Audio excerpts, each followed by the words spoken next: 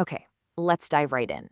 We're going to talk about something that, has unfortunately become a real headache for travelers, especially those heading to beautiful spots like Los Cabos. We're talking about the airport customs shakedown. It's intimidating for sure, but really, understanding how it works is your first line of defense. Can you even imagine hearing that from an official while you're in a foreign country just trying to start your vacation? I mean, wow. This isn't something from a movie. It's a real quote from a traveler's experience at the San Jose del Cabo airport. It just perfectly sums up the fear and the powerlessness these situations are designed to make you feel. So, what is actually going on here? Well, this isn't just a random search. What we're seeing are reports of a very specific pattern, what's being called predatory valuations. It really seems to be a calculated bet. The agent is gambling that a tourist, you, will just pay a couple $100 on the spot to avoid the hassle of missing your shuttle, or even worse, having your stuff confiscated. To really push back effectively, you've got to understand their playbook first. It's a pretty simple strategy, really. They mix up the rules, create this false sense of urgency, and then use their authority to try and intimidate you. So let's break down exactly how they do it. Okay, this is where it gets kinda sneaky.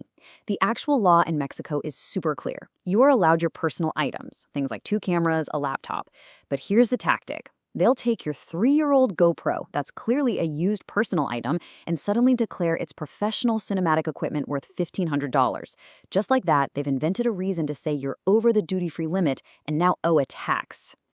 And this is their big power move.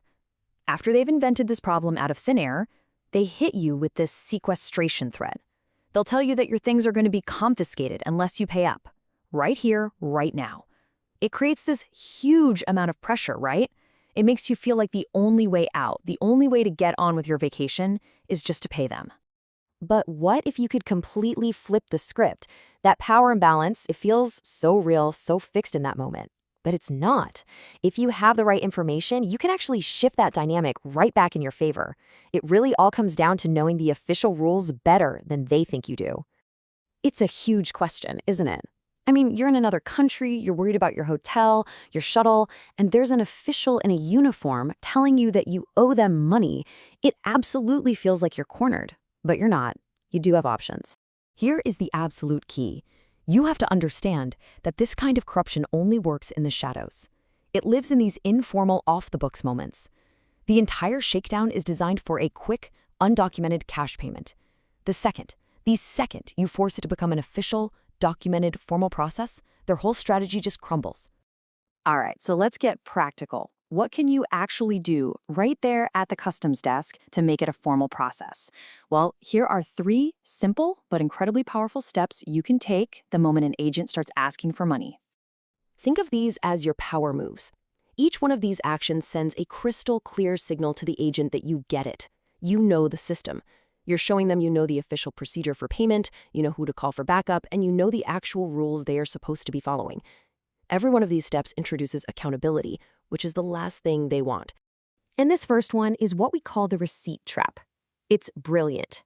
See, if you owe a legitimate tax, you have to be given an official receipt, a boleta de pago, and you have to pay it at an official bank window inside the airport, not in cash to the agent.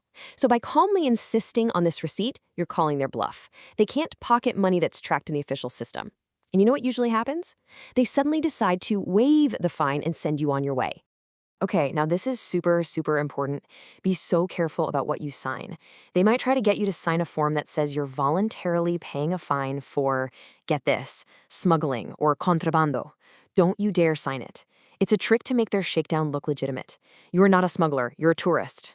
But look, what if the pressure is just too much? What if they wear you down and you're forced to pay? It happens. But listen, the fight is not over. In fact, your experience can be the evidence that helps stop this from happening to the next person. So let's look at exactly how you report the incident officially.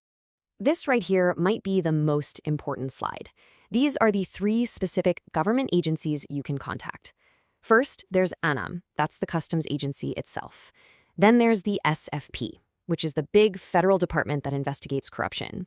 And finally, the OIC, which is like the airport's own internal affairs unit. You want to file a complaint with all 3. That's how you create maximum pressure for a real investigation. And when you file that complaint, the more detail, the better. You want to include the date, the time, where you were standing, get a good physical description of the agent. And hey, even if the name on their tag, like Claudia, seems totally fake, write it down. Why? Because investigators can pull the shift logs for that specific station on that day and figure out exactly who you were dealing with.